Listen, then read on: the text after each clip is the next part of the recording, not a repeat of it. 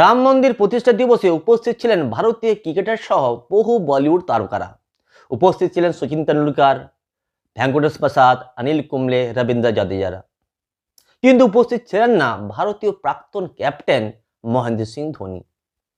কয়েকদিন আগে মহেন্দ্র সিং ধোনিকে দেখতে পাওয়া গিয়েছিল ভারতীয় মহিলা হকি দলকে সমর্থন করতে।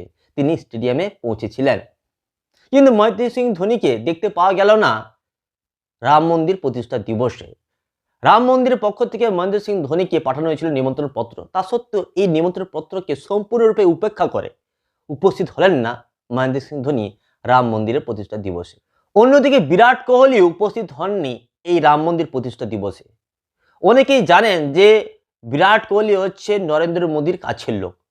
তা সত্ত্বেও তিনি কেন এই রাম মন্দির প্রতিষ্ঠা দিবসে উপস্থিত হলেন না আনুষ্কা শর্মার সঙ্গে?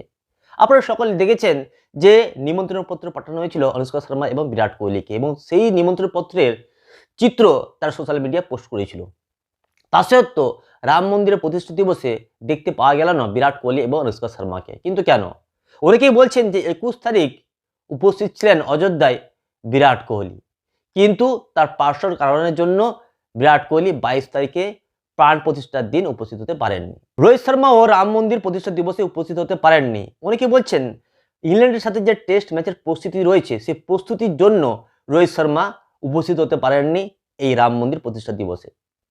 অন্যদিকে রবীন্দ্র জাদেজা, যিনি কিনা টেস্ট স্কোয়াডে রয়েছেন, তিনি টেস্ট ম্যাচও খেলবেন ইংল্যান্ডের বিরুদ্ধে, তিনি কিন্তু রাম মন্দির প্রতিষ্ঠা দিবসে পৌঁছেছিলেন।